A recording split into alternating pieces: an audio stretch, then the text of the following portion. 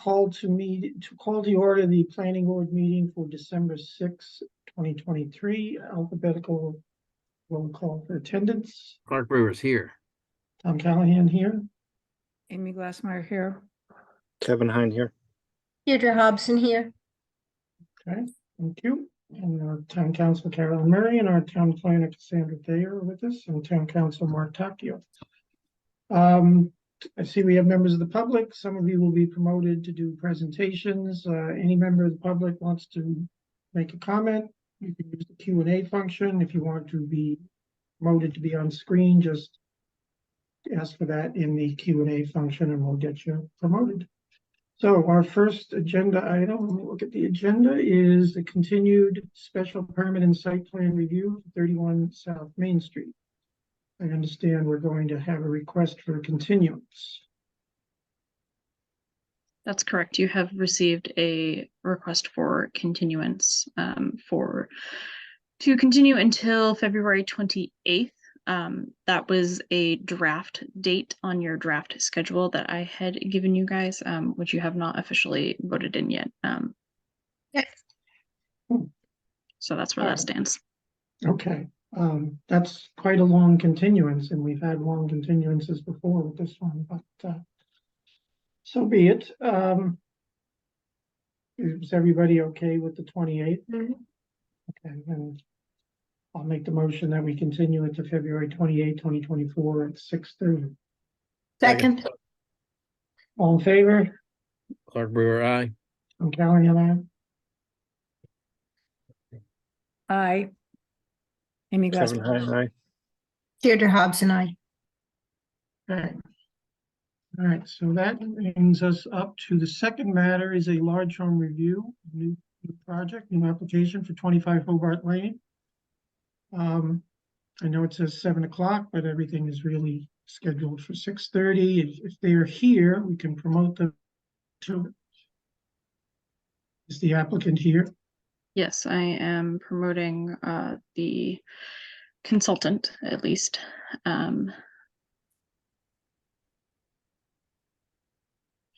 Amy, were you going to be reading out the public hearing notices, or did you need me to do that? Well, now that you're right there at the moment, how about if you do this one at least? Okay, just give me a moment to pull it up. Yeah.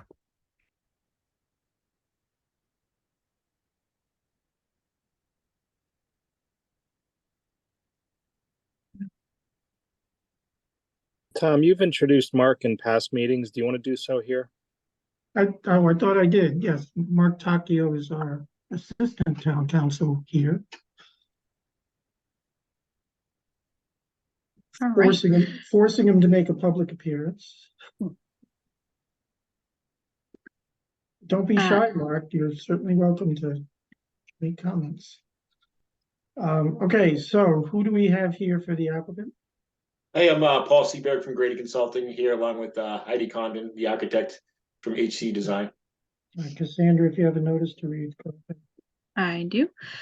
Pursuant to MGL Chapter 40A and 300-5.4 of the Cohasset zoning bylaws, the planning board will hold a virtual public hearing on the Zoom platform, webinar ID 815-518-9220, passcode 165744 on Wednesday, December 6, 2023 at 6:30 p.m. for a large house plan review for property being shown on Cohasset Assessor's Map F3-29-048, 25 Hobart Lane, Cohasset, Massachusetts 02025. The application is for a large house plan review for a single family home with a total residential gross floor area of 9,248 square feet. The application is submitted by Jeff Kipp of 41 Hobart Lane, Cohasset, Massachusetts 02025. A copy of the application and plans and accompanying documents are on file for viewing in the town clerk's office at Cohasset Town Hall, 41 Highland Avenue, Monday through Thursday, 8 a.m. to 4:30 p.m. and Friday, 8 a.m. to 12 p.m. Electronic versions of application material can be obtained by visiting cohassetma.org/active PB applications. Any person interested or wishing to be heard on the application should access the virtual meeting at the time designated. Thank you. Okay, Hebert or Ms. Condon, whichever one of you is gonna start, go right ahead. Is it okay if I share my screen just to bring up the plans? Please do. Thank you.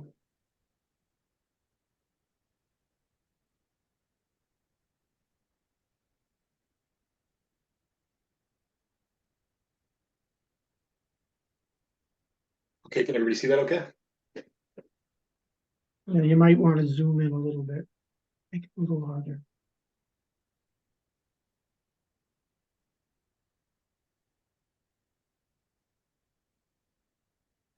Okay, so this property is located at 25 Hobart Lane. The lot area is 30,662 square feet, and it's located in the RC zoning district. The site currently consists of an existing single-family house shown here. There's a paved driveway, walkways, and a deck off the back of the house shown here. There's a detached garage and paved driveway located just adjacent to Hobart Lane, located here. The driveway shown over here. There's a large ledge outcropping throughout the site that extends to the northeast side of the property. Shown Where is that?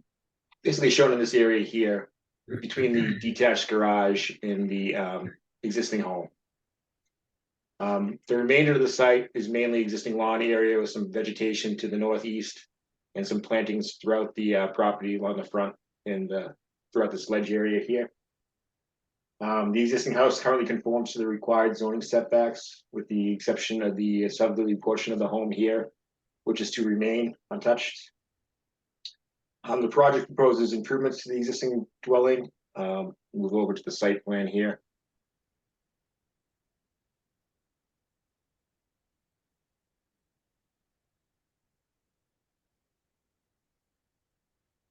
So we're proposing to remove a portion of the existing home shown in this area here.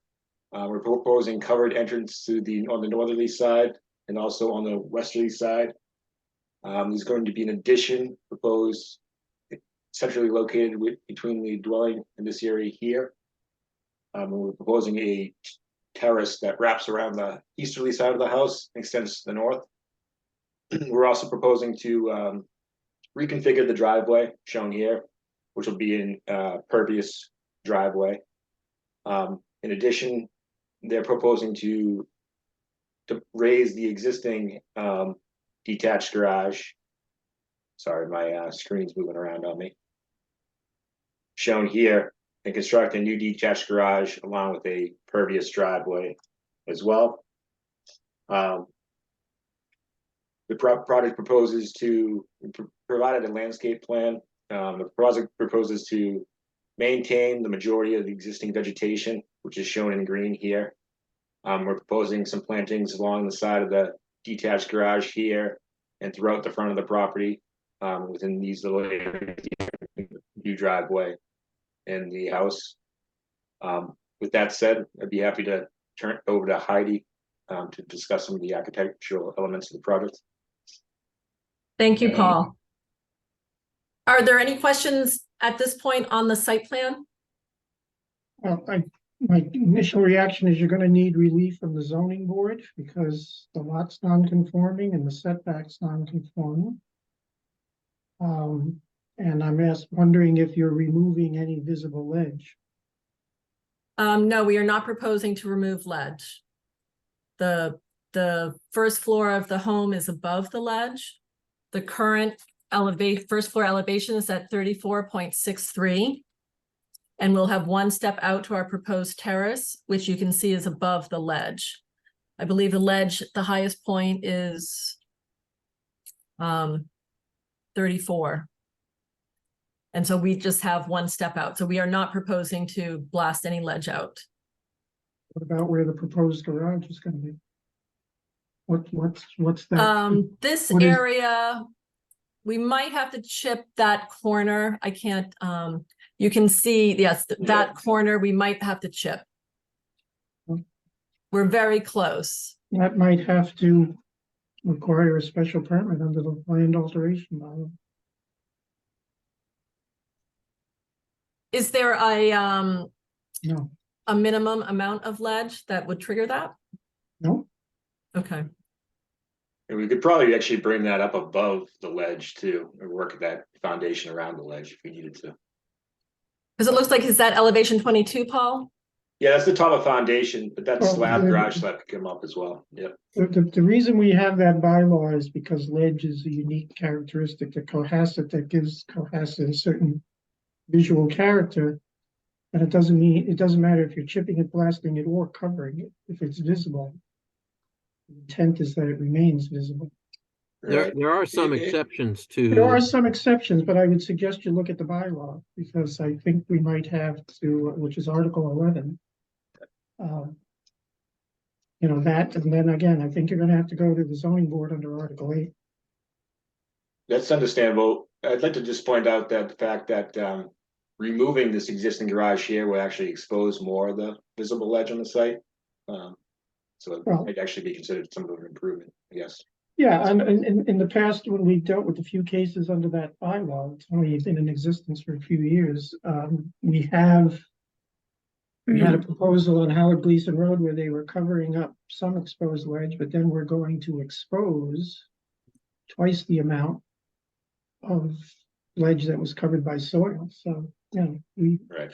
so the same concept of wetlands replication, we've kind of adopted as a somewhat of a practice for ledge protection. So I just suggest you look at the bylaw. I mean, for this purpose, you know, for the purpose of this hearing, we can't get into it, but, you know, certainly we'll have the staff follow up with you before any other, you know, occupancy or building permit is issued. So, I have had an informal discussion with John Hallen, and we are actually improving the nonconformity because that existing garage is Well, 100% that's in for the the zoning setback. board, that's for the Yeah, zoning for board to zoning. decide, not John fixes, I will do respect, but. Yeah, so we have had that discussion, but we'll discuss with him if he wants us to go in front of the board. So the current home is from 1890s. I don't think you have that choice. Again, he does not make those decisions. Anyway, let's move on. And my other thing about a large home, particularly one of this size, have you done comparisons to the other houses in the area? Yes, we provided a list of all of our abutters. The largest home is at 40 Hobart at 13,193 square feet per the abutters list.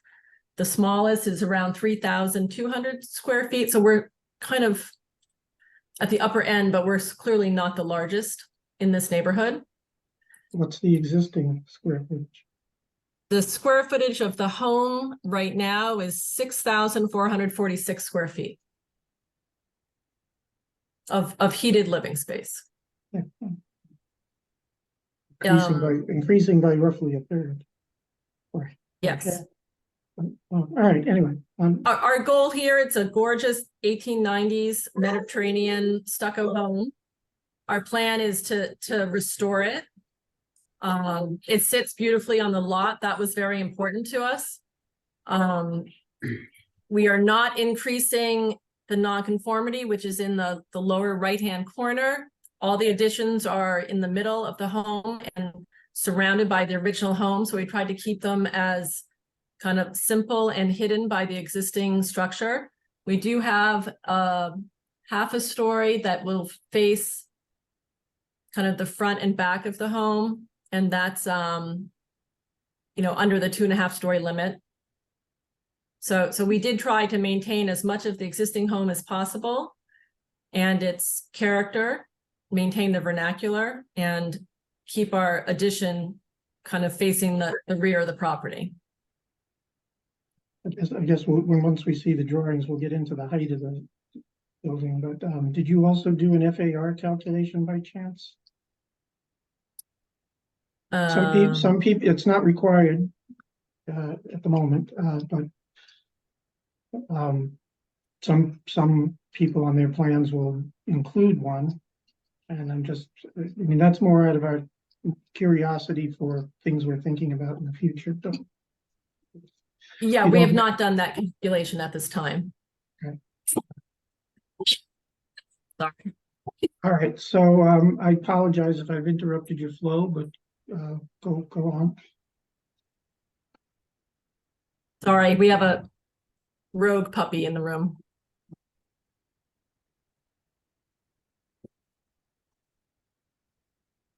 Any questions regarding the existing footprint or where the addition is? No, but, yeah, for the zoning board to determine if it increases the nonconformity because of the undersized lot, so. From our We'll perspective, have that discussion with from them. our perspective with this application, I don't see any issue with it because it's inside the confines of the existing building. That was our goal. But I want to also see the height. And, you know, with respect to the rest of the neighborhood, you know, the range of 3,000 on one end and 13 on the other. We'll look at the list, and obviously, but the scale of the project and relative to other things is one of the things that we look at under large home review. So we've increased the height only by 5 feet. We can look at the elevations. Or is it in compliance with the new calculation of height? Yes. And Paul has that on his site plan. You can see the calculations.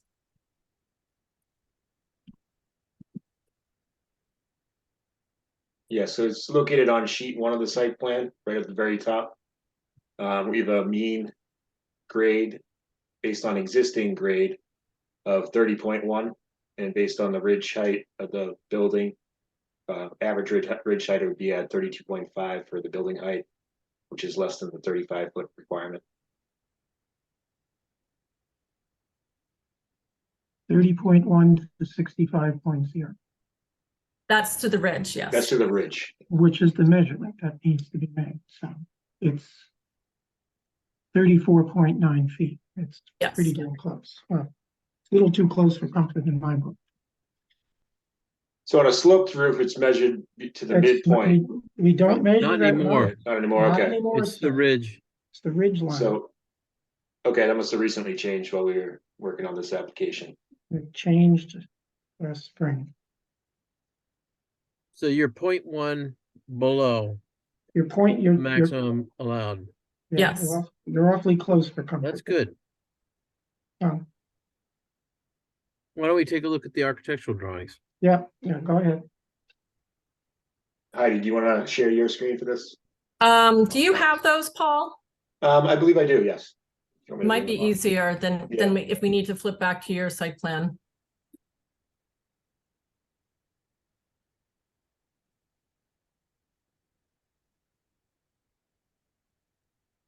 So would you prefer to start with the elevations? But you go through the plans first and then Sure. you got them in your sequence. So the original part of the home is basically a U-shaped. We are maintaining all of that. We're putting the addition in the middle, where there's kind of a courtyard now. So the goal really was to have the existing home wrap our addition. So the only other addition is this 1-story side entry. So and then this entry. So we really tried to maintain the grandeur of the existing home and minimize where the addition is. So if we go to the second floor, you can see the same thing. Thank you, Paul. So the U shape is all the existing home, and this area is the addition. And then if we go to the third story, which is the 2.5, we have a roof deck. And then we just have kind of a game room at the top, and that's where the additional height is. And then if we go to the next elevation. So here you can see the area that is white, the 2 stories with the roof, that is the existing home. So we're maintaining that. We did add this small side elevation, a 1-story shingled entry. We have a covered entry at the front, and really just tried to maintain as much of the existing home as possible. On the side elevation, you can see how our, that's the rear, but I can Go show. back, go back. So the dark part in that sketch right there, where it's showing a side view of the house, the dark part with the roof, is that the addition? Yes, so where you see shingle is where we have additions. And that's what's pushing the limit on the height. Yes, that's just under the height limit. So we have, you'll see it on the side here. This is the front, showing that game room. And then Paul, if we could just slide down a little bit to the next sheet. In the rear elevation, you'll see the railing here. We maintained a traditional railing.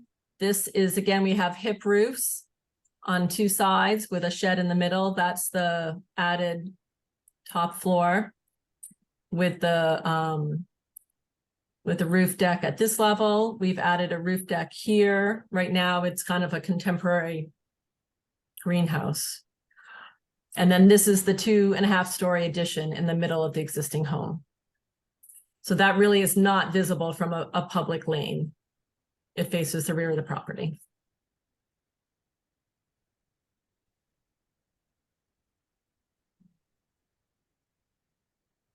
I don't know, why don't we go down to the last sheet if that's so this just shows you a section. So the first two levels are existing of the home, and this is our addition that has raised the height of the building in the middle of the plan.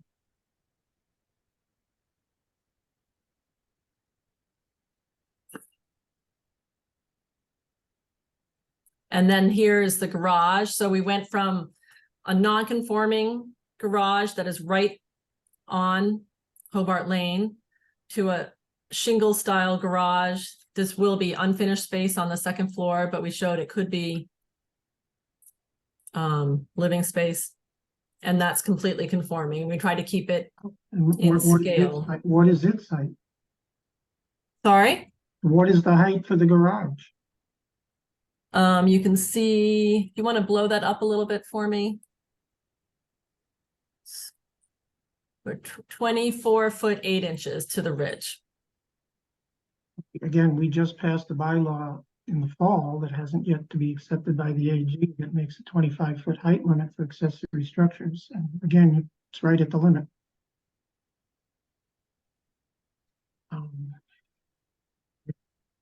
Me too close for comfort, but that's me. So. So is this, I'm sorry, is this house just the main house, not the garage? That's all gonna be now shingled? Are we getting rid of the stucco? No, we're going to maintain the stucco on the existing home. And we're just, so the garage will be shingle, and then that top story and the side elevation where the single entry is, that will be shingle. But we really wanted to maintain the original stucco facade.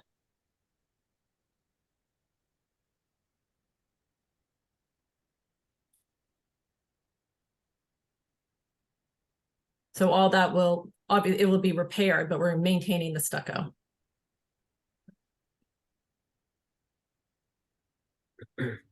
So this shows our 2.5-story addition, kind of in the middle of the U of the addition of the existing home.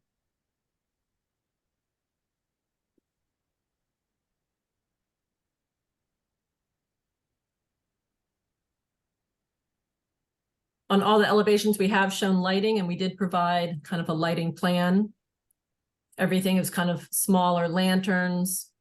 As you can see on the house, on the exterior, we're using more of the kind of mushroom landscape lighting and down lighting on any decks. So our goal is not to have lighting going towards neighbors or the street.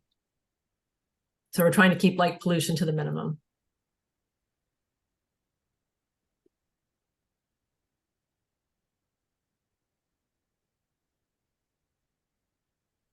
I'm sorry if I missed this, but I didn't, and I know Tom mentioned it, I didn't see a submitted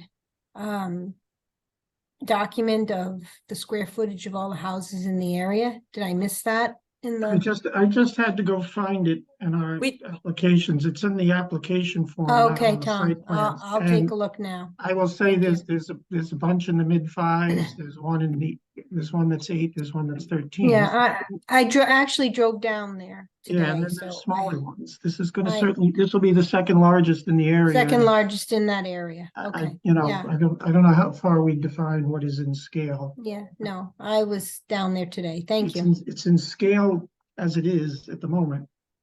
It becomes somewhat out of scale with this addition. But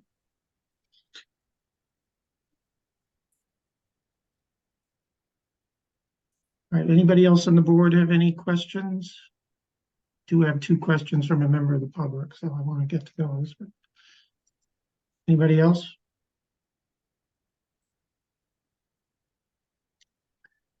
Okay, hearing none.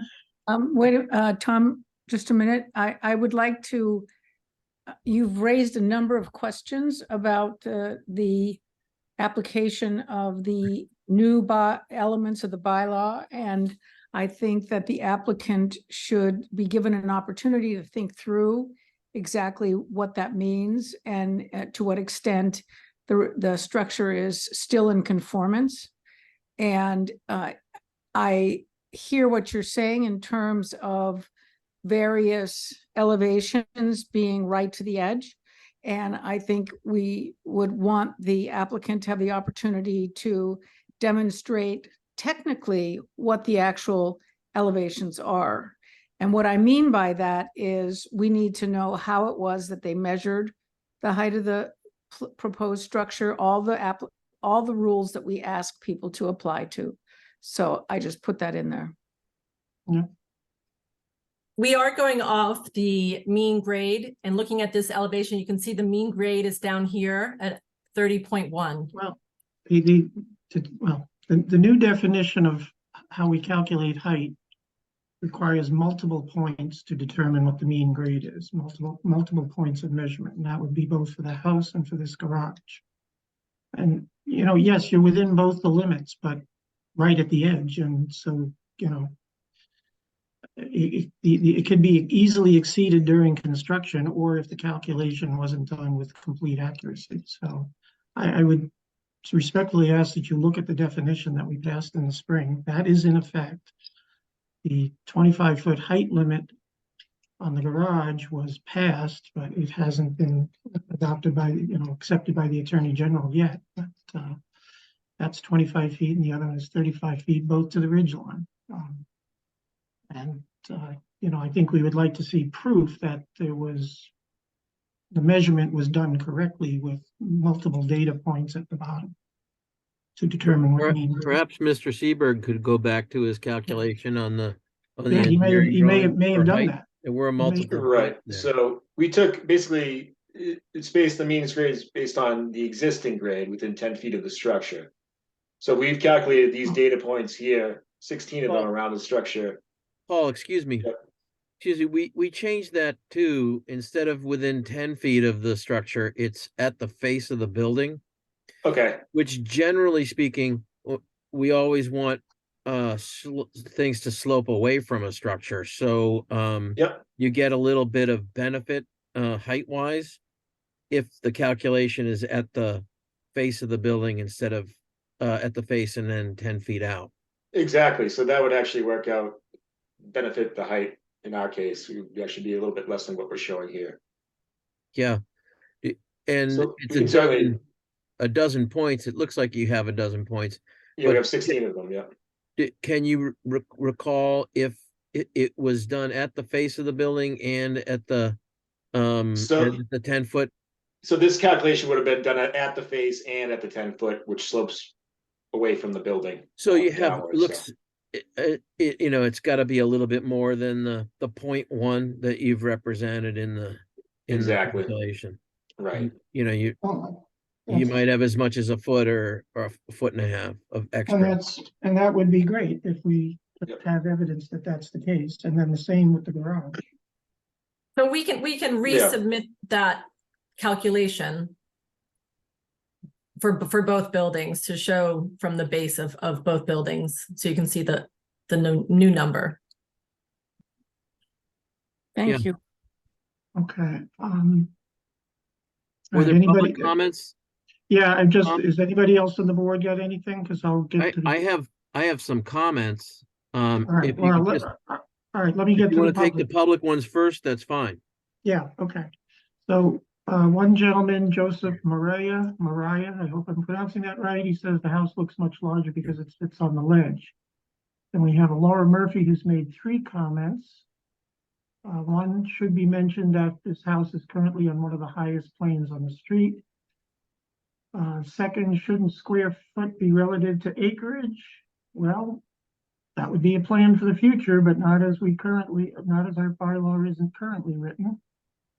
And what is current total coverage? What is proposed coverage? Does this include driveways? So Paul has that calculation in the corner of his site plan. Do you want to walk through that, Paul? Yep. That's Thank lot you. coverage and building coverage. Right, so we have a breakdown of building coverage and basically the overall impervious coverage shown here in the site plan sheet 3, I believe it is. So building coverage, we're going from 4,804 square feet to 4,809 square feet. So a small increase of 5 square feet there. Driveways and walkways, basically we're creating all pervious driveways now. So we've actually reduced that significantly from 2,418 square feet to 444 square feet. As far as decks and terraces, we slight increase there from 1,753 square feet to 2,069 square feet. But an overall reduction in impervious coverage from 8,975 square feet to 7,322 square feet. So I believe that's it. What is that percentage of the lot? You're not clear. What is that as a percent? I mean, so, under the current bylaw, we have a coverage for a building, 20% coverage overall. Tom, you're still not clear. You need Yeah, you to, gotta talk into your mic, Tom. I can't read and talk at the same time. I'm trying to read No. something. No, you All right, can't. so, So we have the building coverage broken down here on sheet 1 yeah, of the go site ahead, plan. please. Building coverage required is 20%. Existing is 15.7, and proposed is still 15.7 because we only increased the building coverage by 5 square feet. Yeah. Lot coverage went from 29.3% to 23.9%.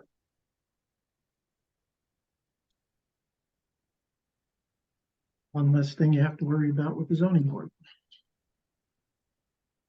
Okay. Anybody else from the public or the board? Something they'd like to ask?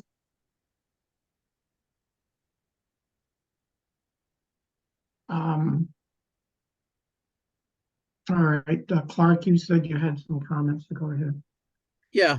I took a look at this house months ago, and it's a design mess, although the 19th century bones, the stucco and the window patterns and the courtyard area seem like they're great. It's just that sometime in the 70s or 80s, these kind of mismatched round windows and a greenhouse and really the courtyard area deck is it's a mess. And in looking at it, not architecturally for a client, but as an architect, I wondered how improving this could be managed to, effectively without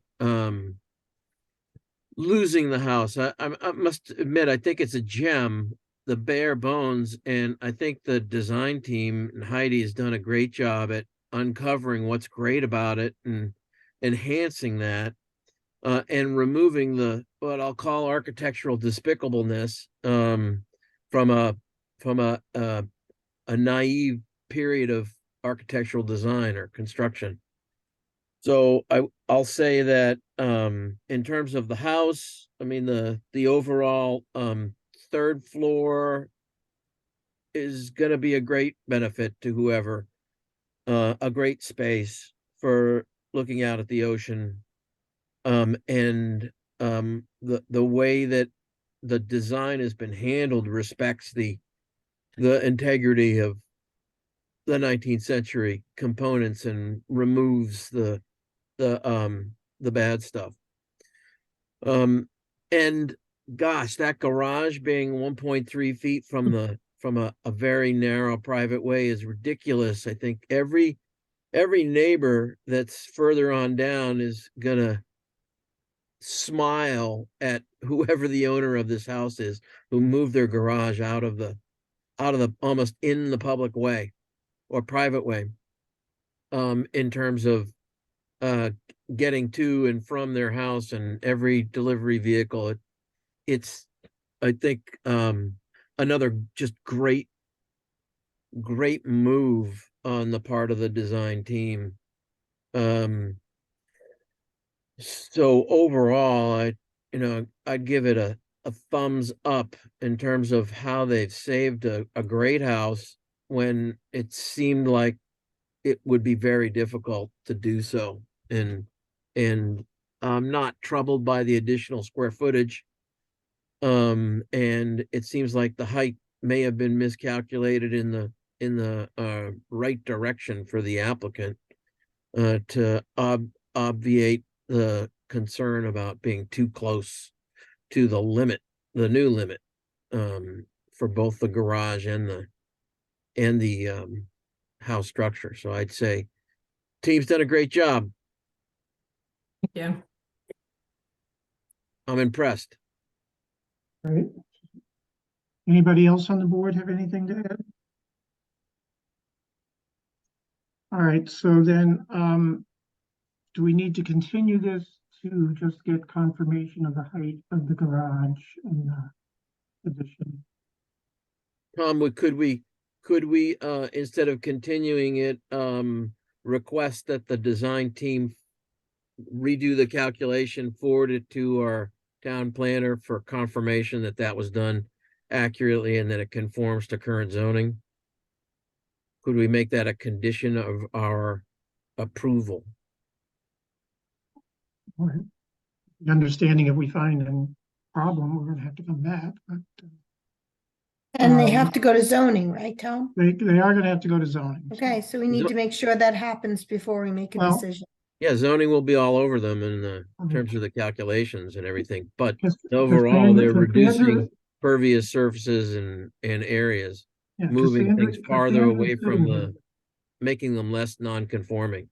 Yeah, And the zoning board always likes that. Cassandra's sitting here. I'm sure she will see that this goes to zoning, so, all right, so is everybody comfortable with that condition and with the understanding that if we find a problem, we're gonna have to come back for an additional hearing? Is everybody good with that? Assuming that the zoning board is going to review this, provide its approval, and then it come back to us? Or are we going to get a statement from the, Well, this is So- just a large home review. The This zoning is- board this can is do their really own just- thing. Yeah, because Right, this so, is just. so I want to make a very small comment, which is that the lighting is kind of a mix of lighting, and the candle design of the lights seem to me to be the kind that can, particularly if the wrong kind of bulbs are put into those type of candle type lights, that could be a problem, that particularly depending upon where they are and where they look out to, whether it's to neighbors or it is to the back or it is to the front. So I don't know that is, I'm wondering whether or not there's an alternative consideration of the lighting where you're not going to have an obvious naked bulb that people are going to be seeing. You're concerned about the wall sconce, the lantern? Correct. Um, We have, this comes up to us numerous times, and when it is actually present on a house, I know personally, because of the ones that are in my own neighborhood, that they are often lit with the wrong bulb. So they come out as LEDs and they're incredibly bright. They will beam 200 or 300 feet away, and they're unpleasant. And so if there's something that fits in the style and doesn't have the bulb exposed as the way it looks like it is on the lamps that you've selected, that would be a win for everybody. When we resubmit our height calculations, would you like me to resubmit a replacement light for that? if you think, I mean, if you can find something that fits and is not destructive of your overall idea, it would be really great for the neighborhood. Why don't I take a look? I mean, we were going for a traditional lantern, but let me see what I can find that wouldn't have an exposed bulb. Oh, that would be great. Clark, what do we usually require in the lighting? You're big on the lighting things every time we deal with this. Dark sky technology, or dark sky design approach. Mhm. But as Amy indicates, the lamping is what's critical. A cold lamp is not, a cold bulb is not what's preferred for those, especially for the neighbors. I mean, we're not talking about floodlights shining in the neighbor's bedroom. We're talking about wall-mounted, low wattage, warm light bulbs, which would be the ideal thing for all. Well, and something that shades the light itself. I mean, even with the bulb, the bulb change is really a big deal, but it just depends on how much of the illumination is actually projecting outward, forward. See if So- I can find another light Now, the applicant solution. has already picked up on that. She will do what she can do. All right, we have one more comment from Ms. Murphy. She said, can you say something about the wetlands and watershed? My neighbor is not available to attend this meeting, but asked me to ask because she's on the other side. Unfortunately, that's outside the scope of what this large home review is. This is a fairly limited site plan review process. A couple of issues about scale, circulation, lighting, and landscaping.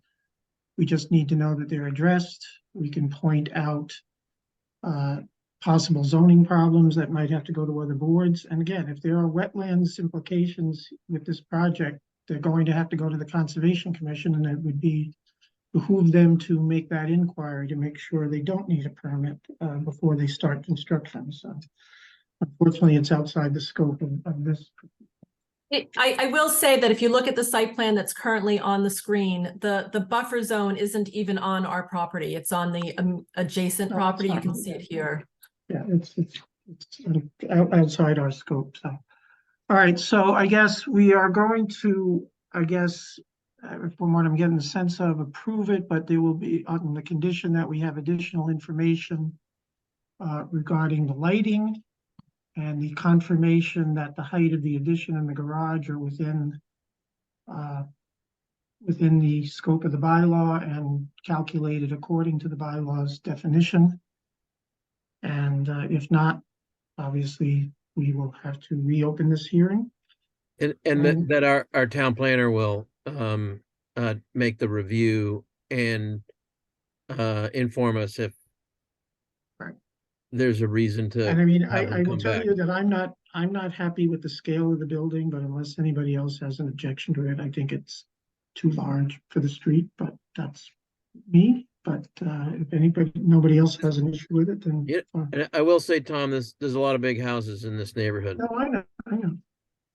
I was down there today and drove there after work, and just because I really wanted to see that neighborhood. I haven't been down there in a long time. We had old family friends who lived down there.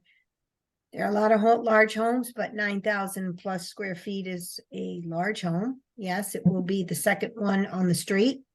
But let's see anyway, what zoning, no, let's see what zoning says. Yeah, and then I would only just add that to, again, I don't know that you can make this a condition, but the suggestion that you consult with the zoning board of appeals under Article 8. I will. I plan to. All right, with that said, and those conditions, can I entertain a motion? I'll make a motion based on what Tom has just articulated as approval with conditions for the large home review. All right, somebody second? A second it. All right, we'll call alphabetical roll call, all in favor? Clark Brewer, aye. Tom Callahan, aye. Amy Glassmeyer, aye. Kevin Heine, aye. Hobson, I. Okay, thank you very much.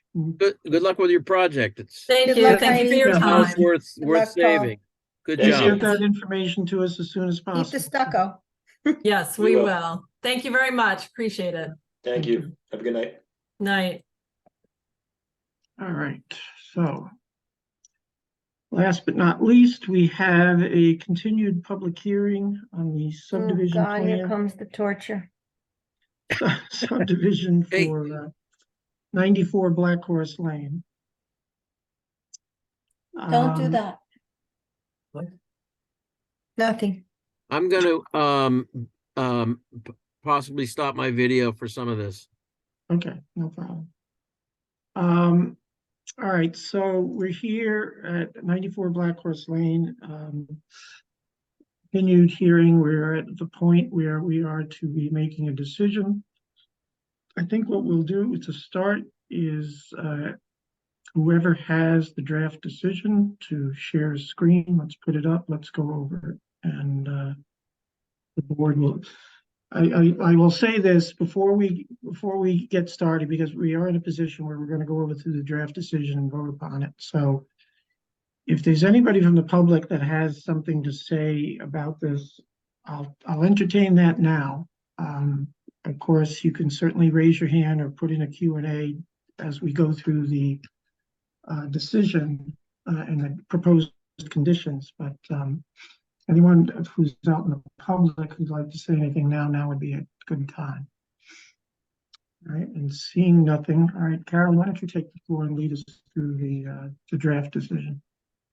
I'm going to have to ask Cassandra, are you able to call up the draft decision? Because I'm in two separate environments here in terms of a network. So my decision is on my work network and I can't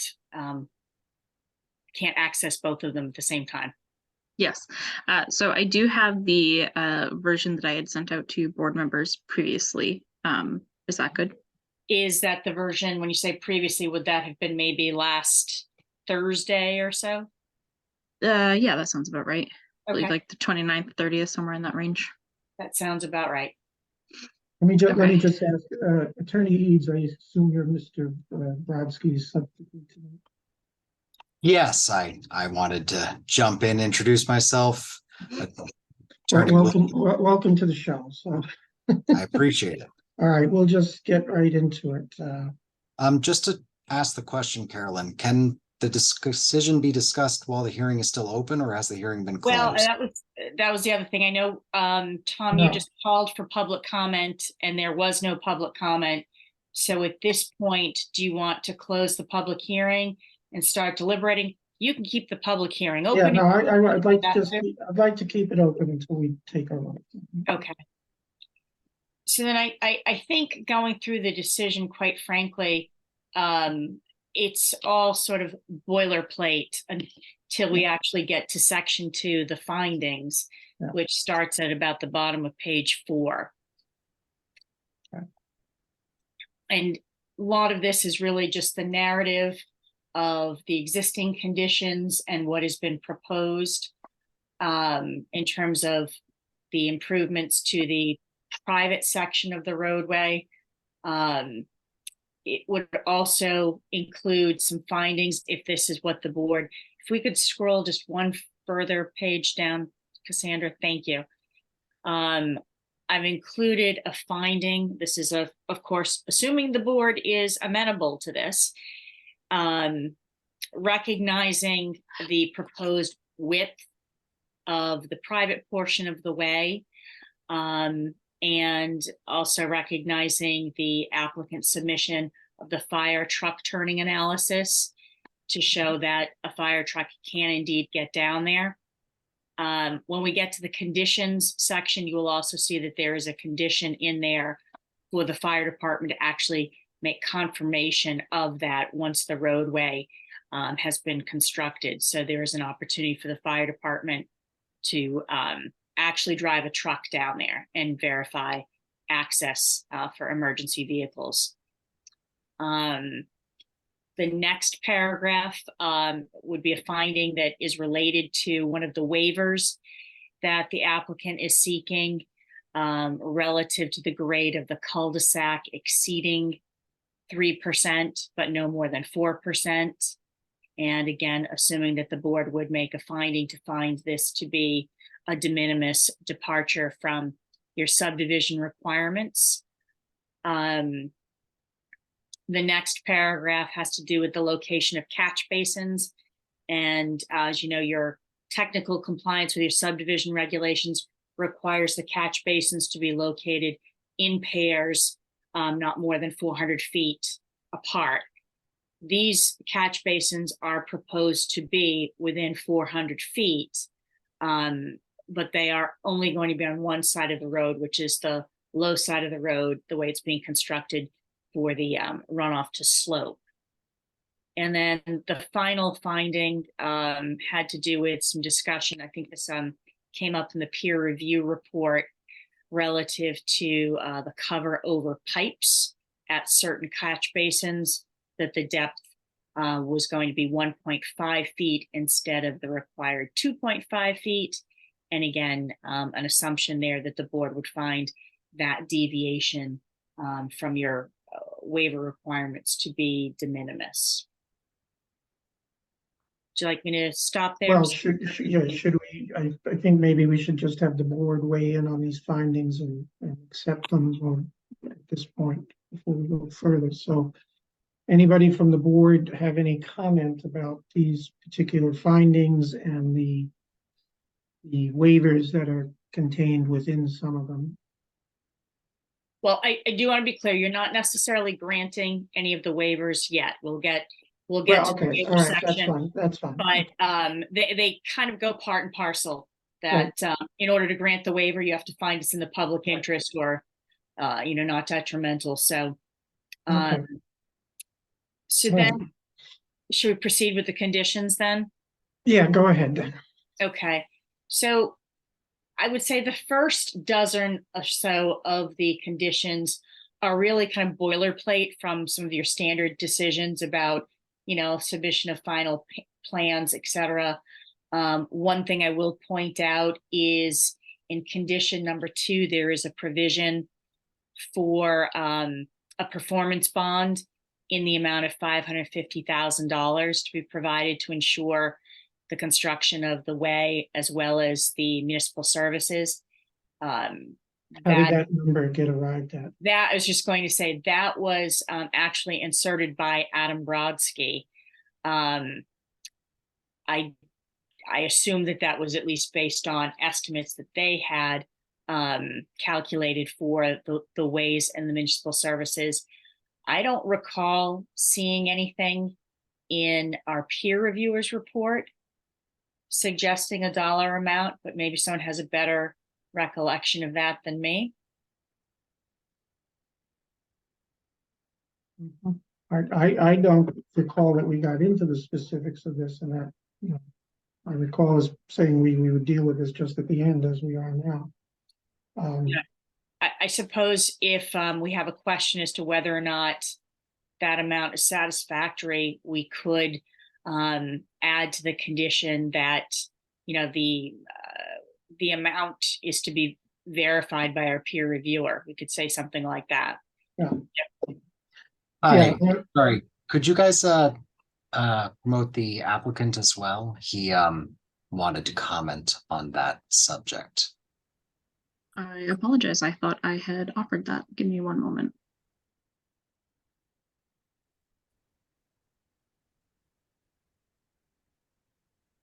I'm just going to briefly stop screen sharing because I have too many things going on in order to do that.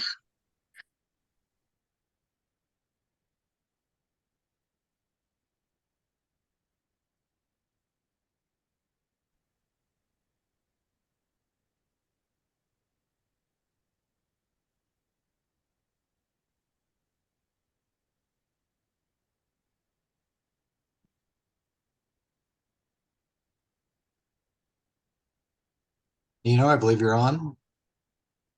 Hi, good evening. I just wanted to say that we were asked to back up that amount from the Ioria brothers, who the town also uses for a lot of this type of work, and we did provide a written estimate from them.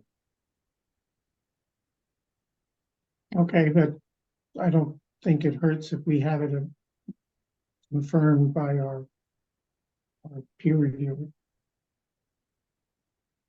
It's a good number. If it's a good number, it'll prove to be a good number. And I can add that into the condition.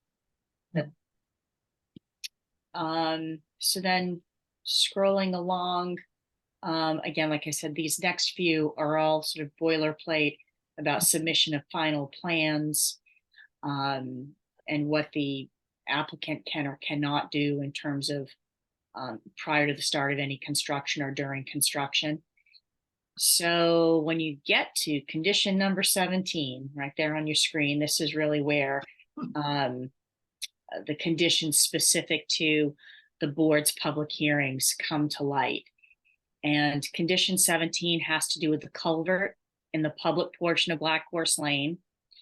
It would require the applicant to coordinate with DPW to request the inspection of the culvert, to confirm its condition prior to any construction getting underway.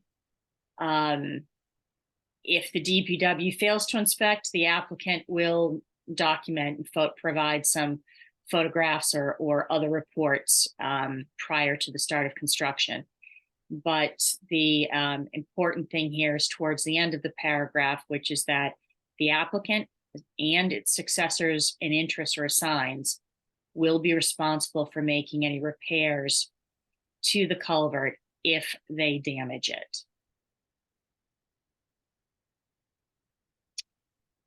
Moving on then to the next condition, number 18.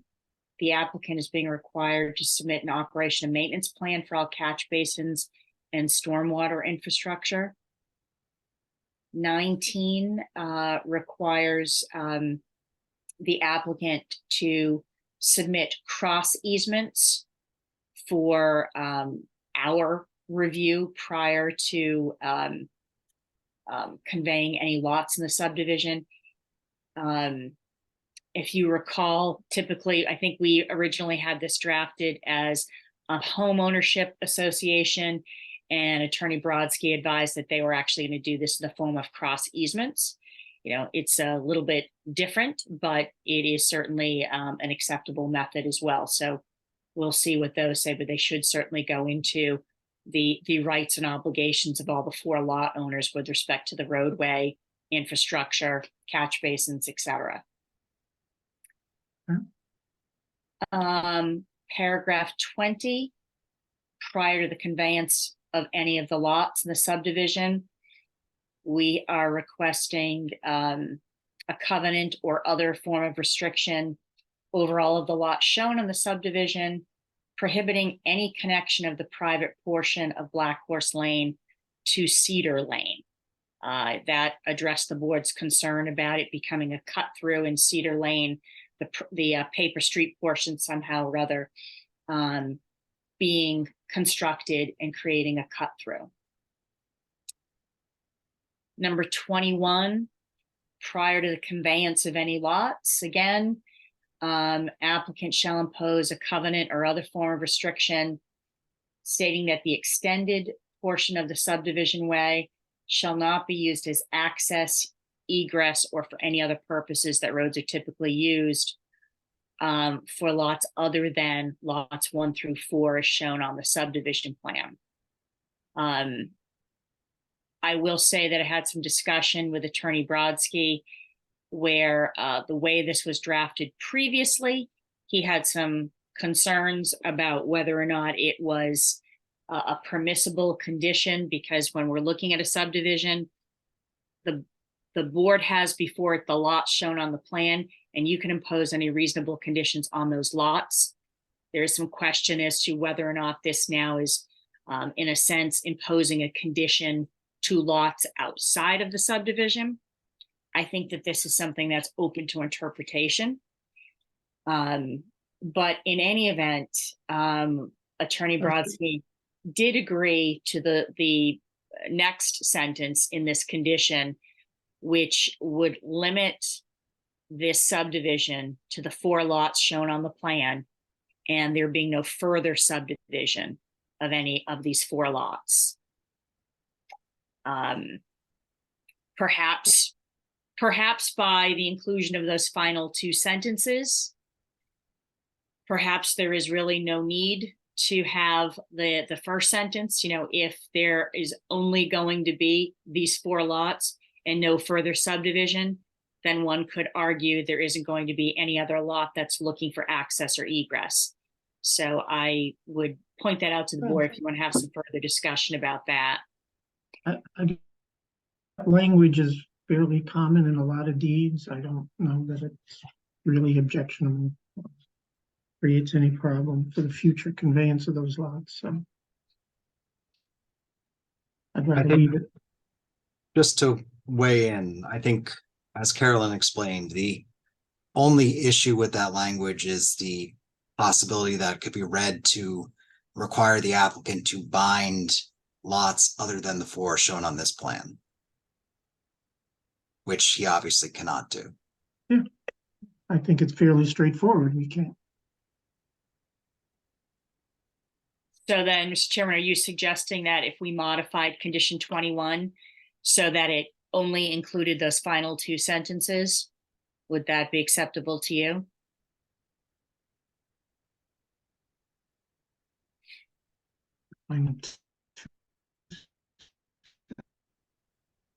Yeah, yeah, that's fine. Again, I don't think the first part is that objectionable to worry about, but fine.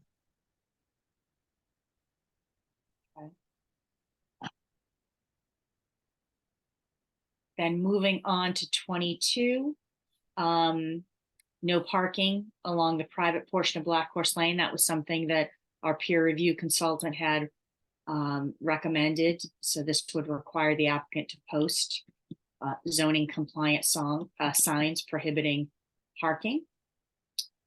Condition 23 again says that prior to the to the conveyance of any lot subject to the subdivision, but after the road has been constructed, at least to its binder course, the applicant shall coordinate with the fire chief to confirm that the fire department's largest truck can access all lots via the subdivision way.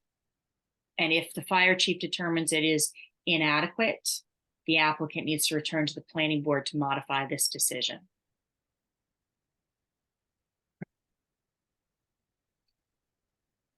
Mr. Chair, I see that Amy has her hand up. I don't know if it's. Yeah, all right, Amy, go ahead.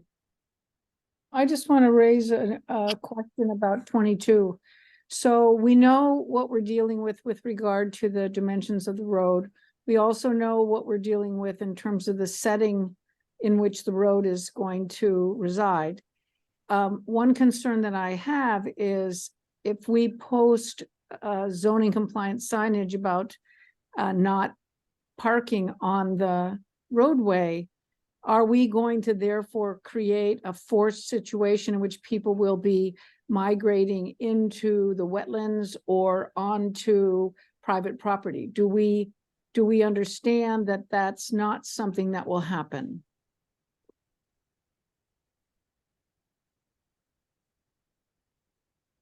No, we don't. So is there some way to,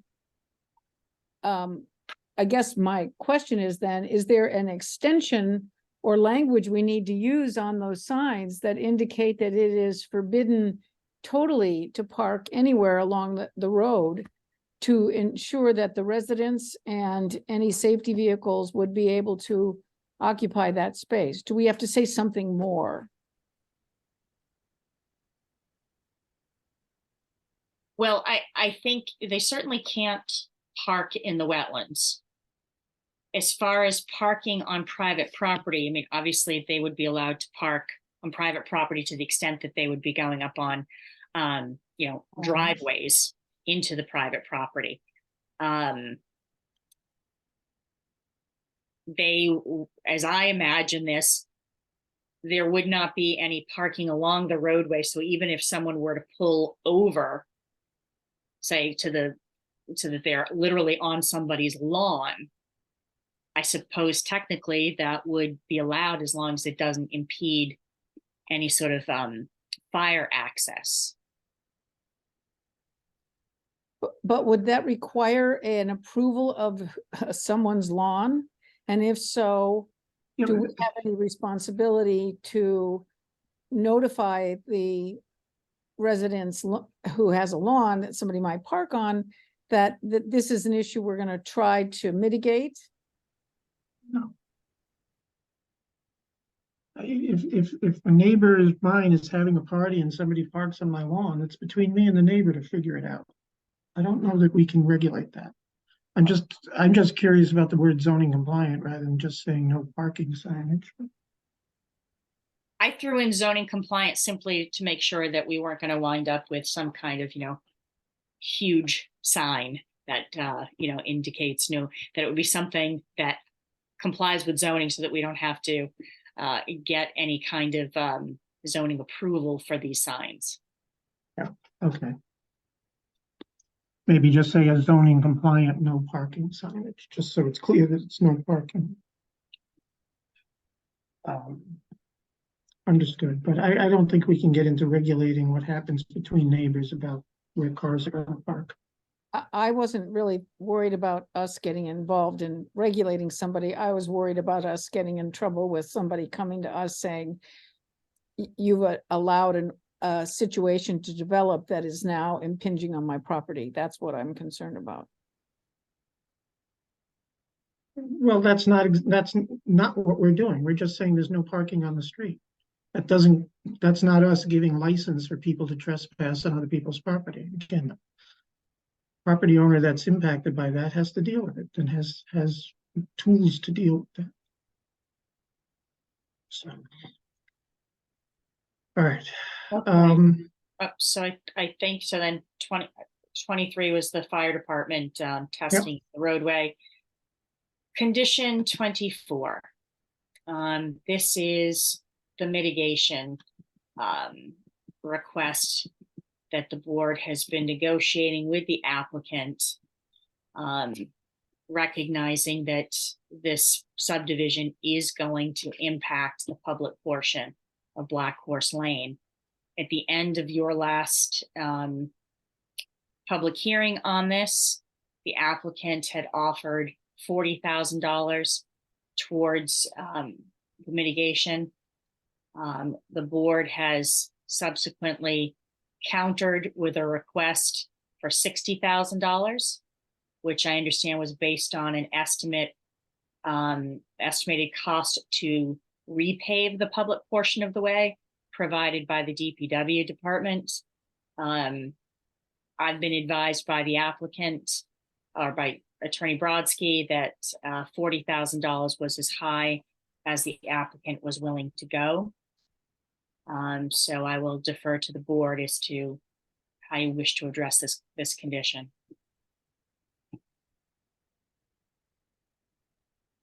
Anybody from the board have something to say about this? Yes, I'd like to just make a comment regarding our legal counsel, which is that $60,000 number is not a random number. Is that correct? Correct. It's based on the DPW director's cost estimate. And in 2 years, that cost estimate will have gone up. No doubt. I mean, macadam is substantially more expensive than it was even 3 years ago. So the $60,000 is probably not far off from what the $40,000 would be in 2 years when it comes to repaving the road. And the reason we're requesting these resources is a couple of things. The first reason we're requesting those resources is because we know from both Black Horse Lane itself, but the areas where we've either done common driveways or subdivisions, that the construction process produces extraordinary consequences to the existing roadbeds. And that in the absence of resources provided by the development process, it becomes a burden for the community as a whole.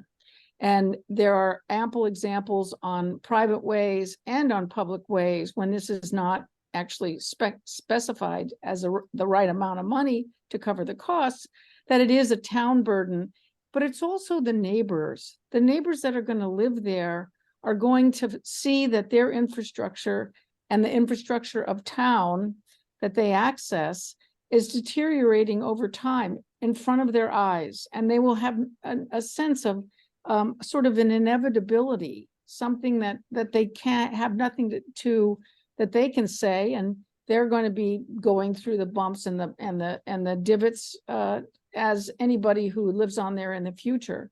So the number was specified for the purposes of trying to achieve some semblance of the road being as it is now, even though it's not in great shape. So that was the justification for it, is that there's people already living there. The intensity of the development that's going to take place is noted, and that the level of resources needed to provide the road in a usable condition has been specified by a professional who knows the basics of the cost.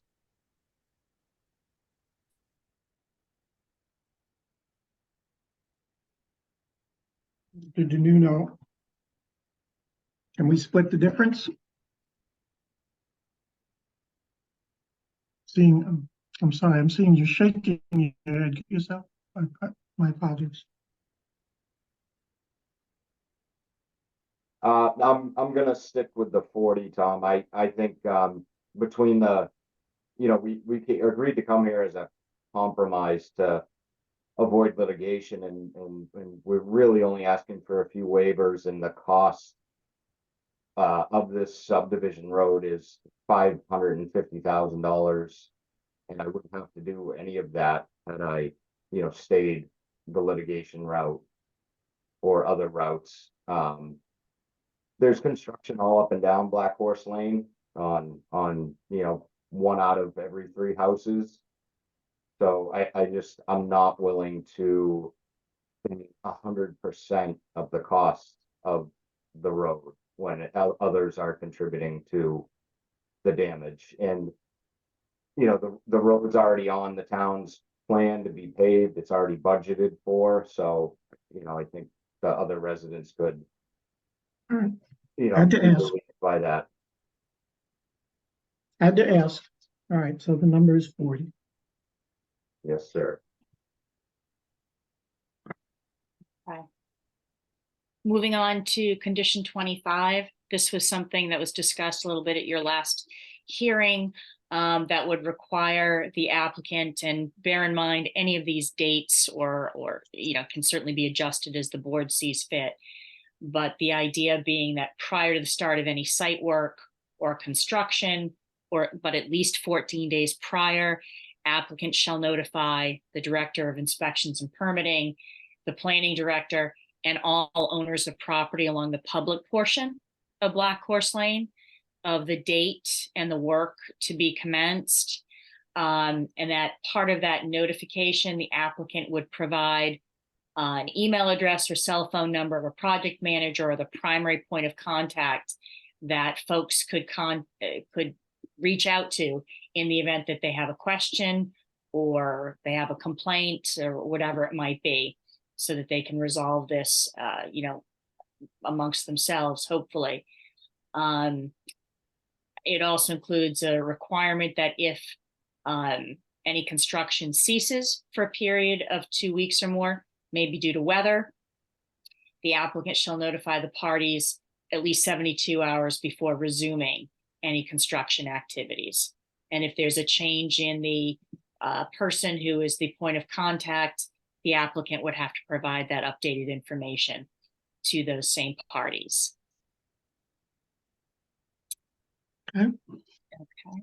In number 26, in recognition of a concern that was raised by the representative of the Gulf River Association, condition number 26 would prohibit the use of chemical fertilizers on lawns and along the roadway and common areas, and request that this prohibition would be memorialized in the deeds to the lots as shown on the subdivision.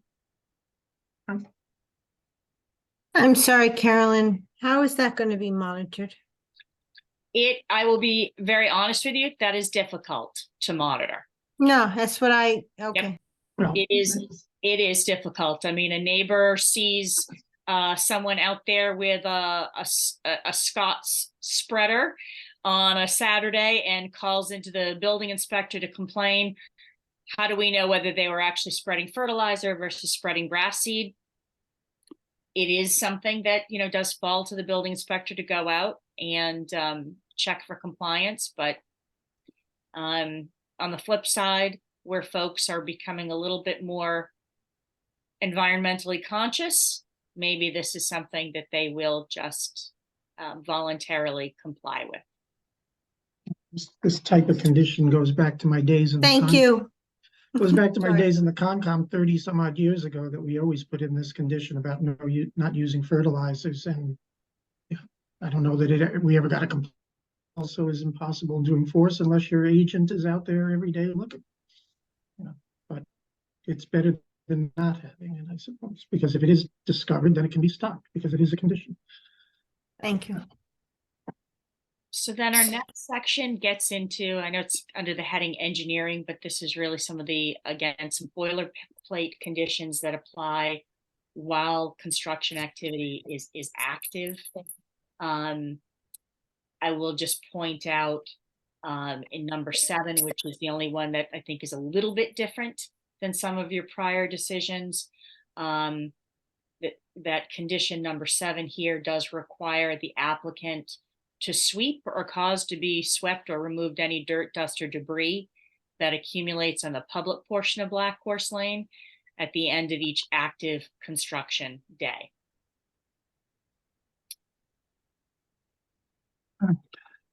Then moving on to number 9, this has to do with the 2-inch sewer connection. And again, the town's peer reviewer had suggested that the applicant work with the DPW and the Sewer Commission to ensure that the 2-inch line was adequately sized. And you know, obviously they're going to have to get a sewer connection permit anyway. But this at least acknowledges that this should be done as part of our permit as well. Okay. Now we get to the waivers in the next section. And we're only, again, assuming the board is inclined to do so, we're only granting the waivers that are specifically stated here. So going through each of those, I did set this up so that there would actually be a vote on each one of those.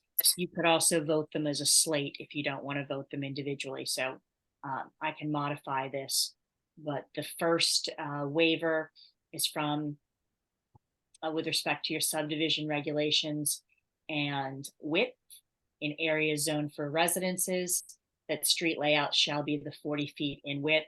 And here applicant is actually proposing a layout of 30 feet, but that only includes a pavement width of 12 feet plus 1-foot berms and then 5 feet of loam and seed along both sides of the roadway. Waiver number 2 has to do with the grade. Again, this is the cul-de-sac will exceed the 3% grade that is allowed under your subdivision regulations. But it will not exceed 4%. The next waiver, number 3, this goes to the catch basins being located in pairs and within 400 feet on a continuous grades. And as we've talked about previously, you're going, the applicant's proposed 4 catch basins, but they're all on the one side of the street, on the low side, the southerly side. Number 4, your subdivision regulations require that streets be constructed in accordance with the typical cross sections with respect to width of the traveled way, sidewalks, grass strips, etc. Here, the width of the traveled way is going to be 18 feet rather than 26 feet. But no sidewalks are proposed, and no grass strips. The grass strips that would normally be between the curb and the sidewalk are also not being included here. And there was also the cut and fill slopes proposed to be a 1-to-1 for a cut in the ledge, 2-to-1 for vegetated reinforced slopes, and 3-to-1 for grass slopes. And then the street will slope in one direction with the crown along the center line. Moving on to the next waiver. This has to do with the subdivision requirement of a minimum of 2.5 feet of cover over the pipe. We talked about earlier about with respect to certain catch basins, only 1.5 feet of cover is proposed. The next waiver just specifically makes it clear that we are waiving, the request is to waive sidewalks on both sides of the proposed roadway.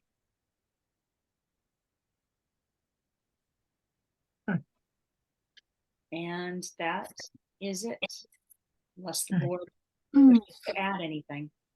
Anyone from the board have any further comment about the proposed Get rid of this. findings and conditions and waivers?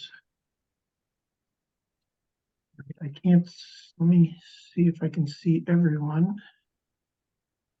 Participants.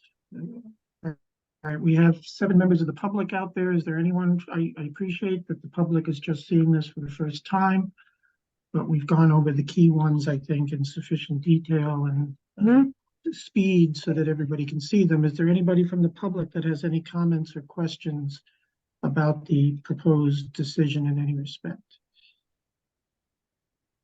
I see George, I'm going to assume George McGoldrick. Would you like to George, what do you want, George?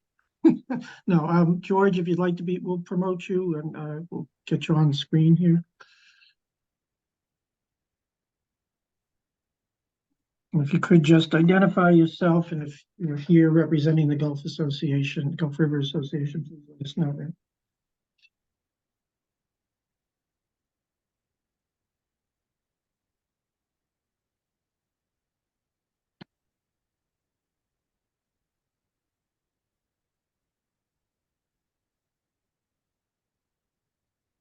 Is he Good here evening.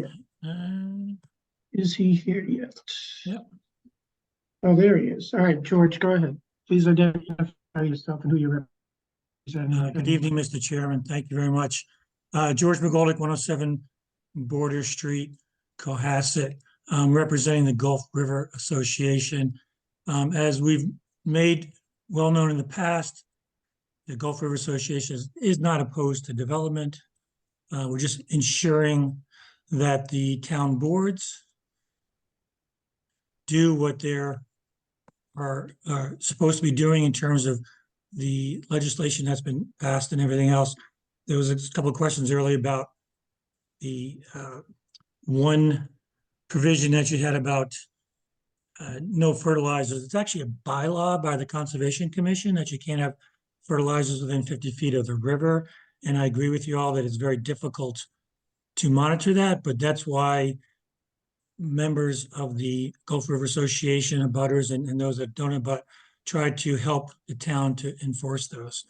I had a question for you about number 22. Could we go back to the number 22 regarding the roadway? Or was it maybe 21? I'm sorry, it was probably 21.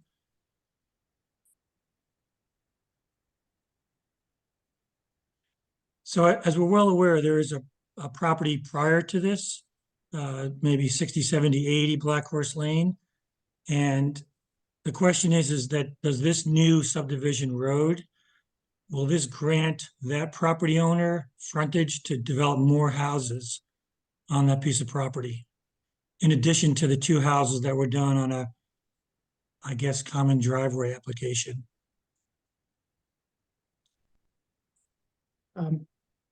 Mr. Eads, I think, Attorney Eads, I think the roadway butts the property line, does it not? My apologies. The roadway abuts which property line? The property lines for 70, 80, 90. My recollection, not that that property is the subject of this hearing, is that property is served by the public portion of the way. Well, 70 has access to the public portion, 80 and 90 do not. As I say, I do not know the answer to that off the top of my I head. mean, George, the answer is that the understanding is yes, they will have access to this. And they are not part of this subdivision. And we will have to discuss at another meeting, since it's not on the agenda, the litigation that we have pending with the property at 70 Black Horse Lane. Because we are on the cusp of resolving that as well. But yes, the properties on the other side are going to have access to this. And the objection that the way is inadequate will go away because they will now be an improved way that's approved under the subdivision control law. So for the general public, we're not just getting 4 lots here, we're getting 4, 5, 6, 7, or 8 lots. And isn't there? There are 8 lots that I think will be, at the end of this day, there will be 8 houses, because number 70 is proposing an A&R at the moment that would lead to the construction of another house. So there's already 3 on that side of the road. There's 4 that are dealt with by this subdivision. So yes, there will be 8 eventually. Whether there can be more is an open question, but this applicant has, and these 4 lots will not be further subdivided. We all know that we have 50-foot frontage, and if on the other side of the street, owners of 70, 80, 90, and whatever interim number arises, if they can find a way to subdivide them further, they have that ability, as long as we keep the frontages the way they are. So it's going to be 8. Whether it can be more is an open question. The more, if there are more, will not come from this subdivision, though. This will be limited to the existing number 94 and the 3 new houses. No, we all appreciate that, but the fact of the matter is you're allowing a new subdivision road in front of another property. I understand that other property is not in front of you now, but it's not even an unintended consequence. It's an intended consequence that you're giving frontage to this other property owner. So very simply, the road could be moved 5 feet off of the current line and have a restriction within this document to not allow any further subdivision down the road.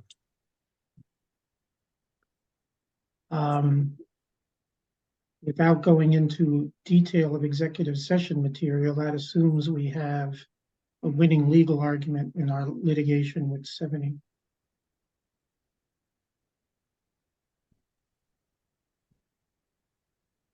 I'm sorry, I'm not sure that answered my question. I can't ignore the law, I and the board can't ignore the law of the Commonwealth, so. Mr. Chair, if I could also just jump in here too, that Please.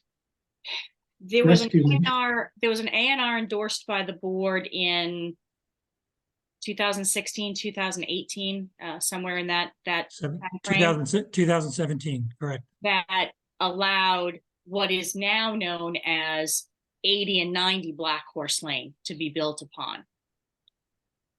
And from what I recall, the A&R that came before us earlier this year for 70 Black Horse Lane is using the same road as it exists on the ground for access to 70 as well as 80 and 90.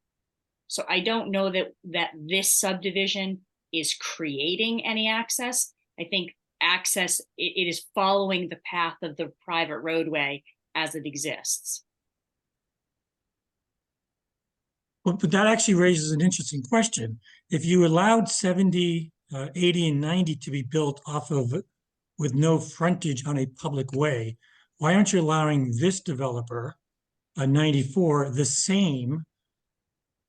Therefore, he would not have to build a subdivision road at a great expense and would likely reduce the number of houses because he would have that savings. Well, You granted in 2017, you granted someone rights, and now 2023, you're changing the rules. You're costing this developer a lot more money, which is making him build more houses. I believe that if you didn't require the subdivision road and the cost and gave him the same rights you gave 80 and 90, he would likely, and he can answer this question himself, reduce the number of houses, therefore reduce the amount of impact not only on the river, but on the rest, to the rest of Black Horse Lane with traffic and everything else.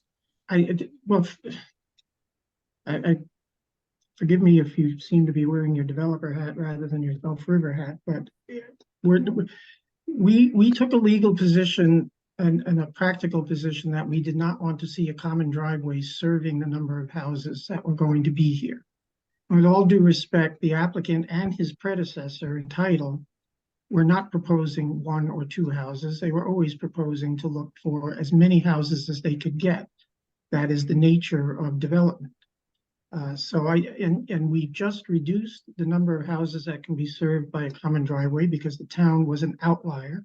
We can't allow houses like this built off a common driveway because none of these lots have legal frontage. The only house in this portion of Black Horse that has legal frontage on anything is 70. And we just can't go down that road. And the precedent here, what we were looking for in pursuing the subdivision was safety and being able to gain some form of mitigation for the public portion of Black Horse Lane, which we could not do with a common driveway. That's the reasoning, and we had to balance interest here. Mr. Chair. And I think it's just pure speculation, I mean, an incorrect speculation, as I know people in the development community, that regardless of what the access was, the maximum number of houses were going to be developed here. Well, I think we're not going to get into speculation about it. That's a complete misrepresentation of any application we've ever put before you. We have never submitted for more than 3 homes, and we have 7 lots. So we did not go and Mr. McGoldrick, any application we've ever put in front of you. I'm not going to get into an argument about it. There has been no proposal made during the course of our negotiations to do something different. So I'm not going to get into it here and negotiate this on the eve of when we need to make a decision, on the night we need to make a decision. We made a decision to pursue the subdivision for very well-intentioned reasons. Is it going to lead to 8 houses being built here? Yes, it is. And the common drive, both the litigation regarding the A&Rs and the litigation regarding the common driveway, speculative, both sides taking risks, but we could have the same thing in the end, 8 houses with a completely unsafe access roadway. So this is the path we've taken. And it's the only path also that gets us some mitigation and benefit for the rest of Black Horse Lane. And we have to consider that as well, even if no one else has to. Mr. Chairman, I appreciate the thought about preserving and helping the rest of Black Horse Lane, but a $40,000 to $60,000 mitigation when you're allowing like 1 lot over there, like 1 additional lot is over $1 million. So you're getting like 1% back to allow that. Yes, I think it's number. So what I've done in the past few weeks is talk to other towns, and I've done a lot of work in Hingham, and Hingham said to me, oh, they would require this developer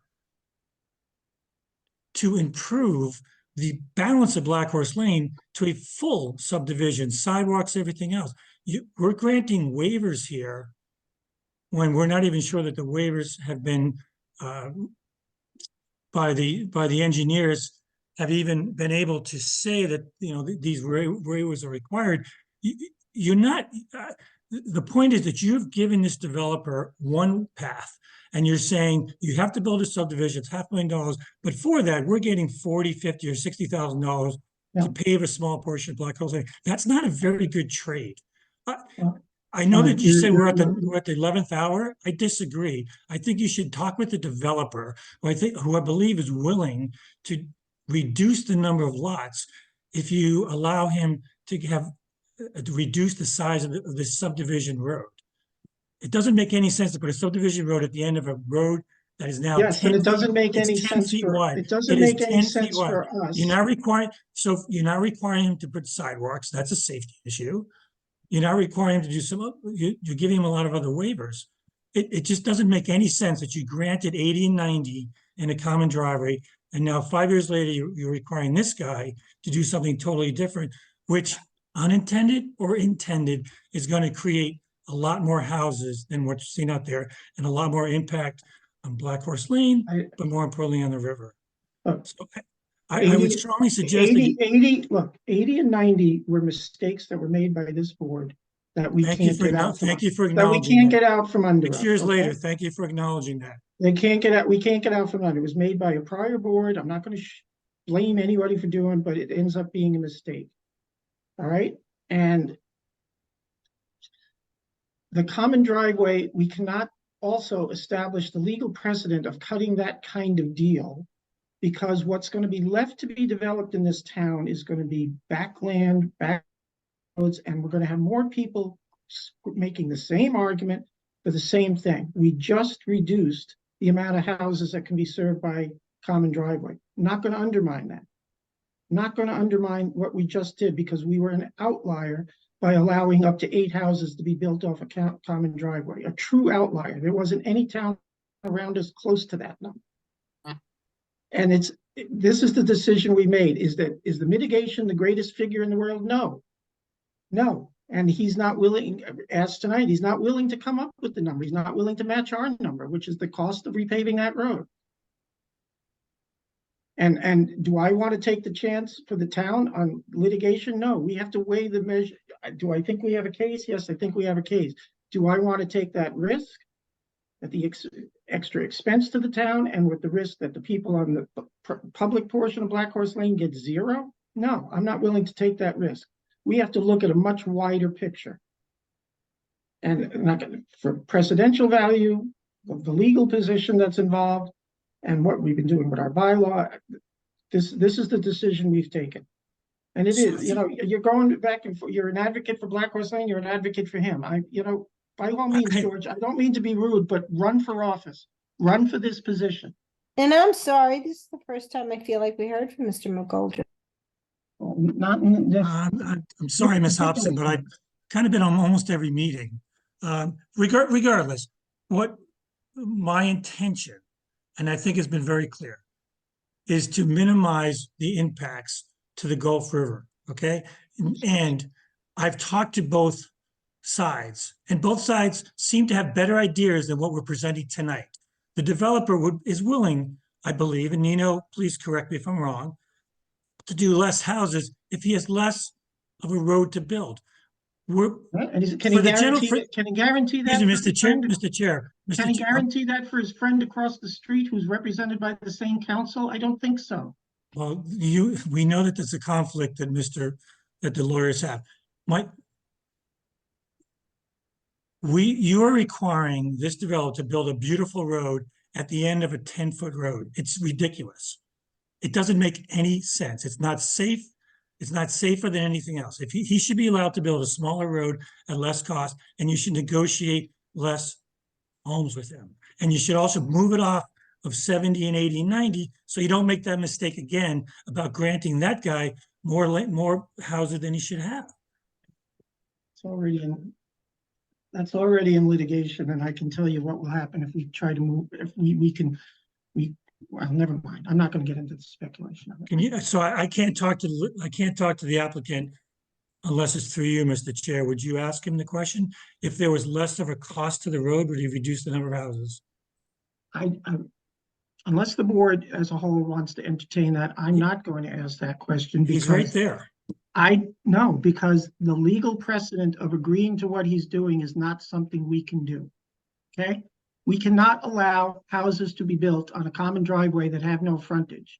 I'm not going to undermine the bylaw, the change to the bylaw we just passed, or set a precedent for future development in the community that it will be attempted off of common driveways. I agree 100%, but you can give him more waivers to reduce the cost of this new road. The road is already very much undersized from what the subdivision rules require.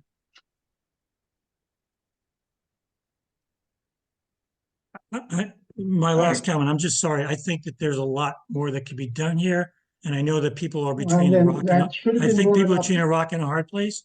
And we've been dealing with this for over 6 years with Black Horse Lane. I just feel that the planning board should understand what they did in the past and work as hard as they can to make it better for everyone, Black Horse Lane and the Gulf River. Thank you. All right. All right. Is the board ready to take a vote?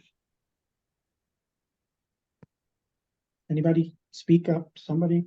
Are you going to engage the comments that were just previously made with the board members? You started to ask people if they wanted to consider any alternative, or are you? Amy, tonight is the night we have to make a decision, okay?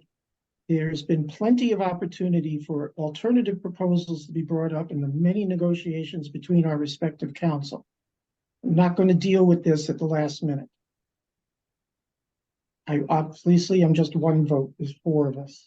You guys want to entertain it? Entertain it. But we're at the point where we have to make a decision tonight. And frankly, I don't think there is a solution in a common driveway.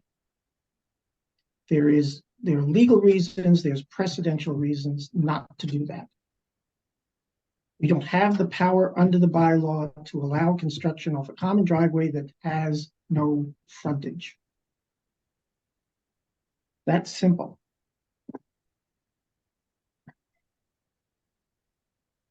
I'd like to make a motion on the draft decision. Mr. Chair, could I just ask, Attorney Eads hasn't really commented on anything with respect to the decision. I suppose if they have any objections or anything that they would like us to consider changing, it'd be helpful to hear it now before we actually vote. All right, that's fine. My mistake. No. Mr. Eads, go ahead. Always appreciate the opportunity to comment, but frankly, my main 2 points were the 2 we discussed in clause 21 and 23, or sorry, 24. And it sounds like those are resolved in the way we were requesting. So otherwise, I don't think there've been any changes I need to comment on. Thank you. All right. Back to the board. I'd like to handle the motions in that we accept the findings and conditions through the engineering section, and then we'll vote on the waivers. So can I have a motion to approve the decision of the findings and conditions through subsection B of the conditions? Someone? So moved. Thank you. Second? Second. All right. Any further discussion on it? None. All in favor of accepting the draft decision findings and conditions up through subsection B of the conditions? All in favor say aye. Alphabetical roll call. We'll start. Tom Callahan, aye. Amy Glassmeyer, aye. Kevin Heine, aye. Deirdre Hobson, aye. All right, if we could switch to the waivers, please scroll down to the waivers. Do you want to deal with these as a group or individually? I don't see the benefit of going through individually unless there's some concessions or any other changes to anything else that's going to be made. I haven't I heard any. agree. I agree with And, Kevin. a motion that we accept the, 6 waivers that are set forth in subsection C of the decision. Somebody make that So motion. moved. All right, second. Second, Any further discussion? There's none. All in favor of granting the 6 waivers in subsection C of the decision? Say aye. Alphabetical roll call. Tom Callahan, aye. Amy Glassmeyer, aye. Kevin Heine, aye. Deirdre Hobson, aye. All right. And that is that. Thank you, everyone, for your attention. Mr. Chair, and then I would just suggest that you have an overall vote to approve the subdivision, subject to these conditions and waivers. Okay, all right, and I'll make that motion. We approve the subdivision, subject to the findings and conditions and waivers that we have just granted. And Okay, all in Do we favor? need to formally close the public hearing portion of it as well? Yes, can that would do- be good too. Yes. We'll do that. We can do that after the vote. So, all in favor? Tom Callahan, aye. Amy Glassmeyer, aye. Kevin Heine, aye. Deirdre Hobson, I. Okay, I'll make a motion that we close the public hearing on the subdivision application for 94 Black Horse Lane. Somebody second. Somebody. Second. All in favor, Tom Callahan, aye. Amy Glassmeyer, aye. Kevin Heine, aye. Deirdre Hobson, I. Anything else, Carol? Could I ask one more thing before the applicant or attorney Eads leaves us? Friday is the deadline for this decision to be filed with the clerk's office. I can certainly clean this up and get it to Cassandra tomorrow. I don't know whether your practice is for a stamp to be used for your signatures or whether you come into the office and sign the decision or but is it practical to think that if it is to be signed, that could happen by Friday? I can be there. I'd have to do it tomorrow. I have to be in court in Boston on Friday morning, so. So my only other question then, Mr. Chair, was going to be whether or not the applicant would agree to give us until, say, next Monday or Tuesday as an extension to file the decision with the town clerk. If it's not possible for everyone to do this by Friday. I would be fine with that. So could we say Tuesday, just so we all get a little breathing room on that? I think everybody needs to breathe after this. Thank you. All right, well, thank you very much. We'll see that we do that by then. And I'm sure All you right. will, but if you could send us the final draft as well. Thank you. Carolyn just needs to clean it up and circulate it tomorrow, so. Right, All and right. I should just say that Adam has seen this, but obviously it needs to be cleaned up. Right, no, I just mean the changes that were discussed during the hearing this evening. And for board members, when I receive it from Carolyn and it's ready for signature, I'll let you know. That way nobody wastes their time coming into the office prior to it being ready for signature. And Friday, the town office is closed at what time? You, Thank you. you're welcome. So I'll need the extra time because there's probably, I won't get back to from Boston before noon, so. All right, thank you all. Thank you to members of the public. George, thank you for your comments. No hard feelings. And that will conclude our business for tonight. I'll entertain a Thank you very motion. much. Is there any minutes we have to deal with, Sandra? I don't believe that there are any minutes, but there is the draft schedule for 2024 that needs to be approved. All right, anybody have an issue with the schedule? Has I know anybody had a chance to look at the So- schedule? Well, Well, you know. as long as we're not meeting during April vacation. My concern, she's coordinated it very well with the bylaw committee, so we don't have any conflicts, and Clark and I don't have conflicts, so. When's our next meeting? Your next meeting is December 20th. Okay. Anybody has any objection to the schedule as it's proposed, have them ready by the 20th and we'll finalize it on the 20th. Okay. All right, can I have a motion to adjourn? So To moved. adjourn. All right, all in favor? Clark Brewer, aye. Tom Callahan, aye. Amy Glassmeyer, aye. Kevin Heine, aye. Deirdre Hobson, I. Thank you. Thank you, Carolyn. you. Sandra, Thank you, Mark, Carolyn. for your work. You're I welcome. appreciate it. Thank you, Mark, too. Thank you. Have a good night, everybody. Nice to meet you all. I haven't Thank introduced you. myself yet. Good night, all. Good Good night. night, everyone.